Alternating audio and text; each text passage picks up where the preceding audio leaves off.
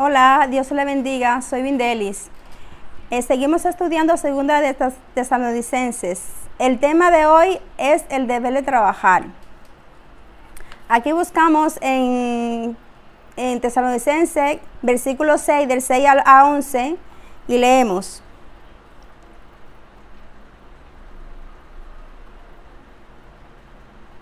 Pero os ordenamos, hermanos, en el nombre de nuestro Señor Jesucristo, que os apartéis de todo hermano que ande desordenadamente, y no según la enseñanza que recibisteis de nosotros, porque vosotros mismos sabéis de qué manera debéis imitarnos.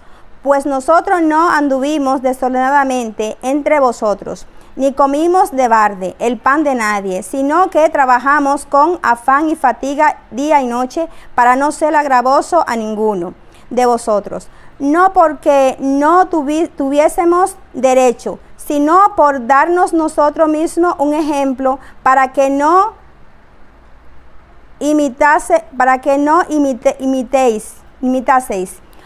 Porque también cuando estábamos con vosotros os ordenábamos esto: si alguno no quiere trabajar, tampoco coma, porque oímos que alguno de entre vosotros anda desordenadamente, no trabajando en nada, sino entremetiéndose en lo ajeno. A lo tales mandamos y exhortamos por nuestro Señor Jesucristo, que trabajando sosegadamente coman su propio pan. Y vosotros, hermanos, no os canséis de hacer bien. Si alguno no obedece lo que decimos por medio de esta carta, a ese señaladlo, y no os juntéis con él, para que se avergüence. Mas no tengáis por enemigo, sino amonestadle como a hermanos. Amén. Aquí el apóstol declara que lo que él dice a la gente es la palabra de Dios. Por ejemplo, que no tenemos que salirnos de la fila. Quiere dejar dicho que no tenemos que salirnos de los caminos del Señor, ni oír palabra ni fábula de las personas. También Pablo nos recomienda que cuando un hermano anda desordenadamente, significa que hay que retirarse de esa persona, de ese compañerismo, de tal que él se enseña otra cosa que no sea la palabra de Dios. Quiere dejar dicho que tiene que ser una persona que esté caminando en los caminos de Dios, para nosotros también seguir esos pasos, como Pablo dice. En el versículo 7 quiere dejar dicho que dejar dicho de tales predicadores, aquí habla del predicador, que no tenemos que asegurar por medio de la palabra que ese predicador es un buen predicador por medio de la palabra. Si usted está en una iglesia o está en alguna parte, usted tiene que verificar que ese pastor es de Dios. ¿Por qué? Porque si ese pastor habla de lo que no está escrito en la palabra, no es un predicador de verdad, porque sabemos que hay falso maestro. Tenemos que tener eso en cuenta. También Pablo nos dice en su palabra, en esta carta, que él dejó un ejemplo. ¿El ejemplo de qué? De que Pablo trabajaba y nosotros tenemos que seguir ese ejemplo de Pablo.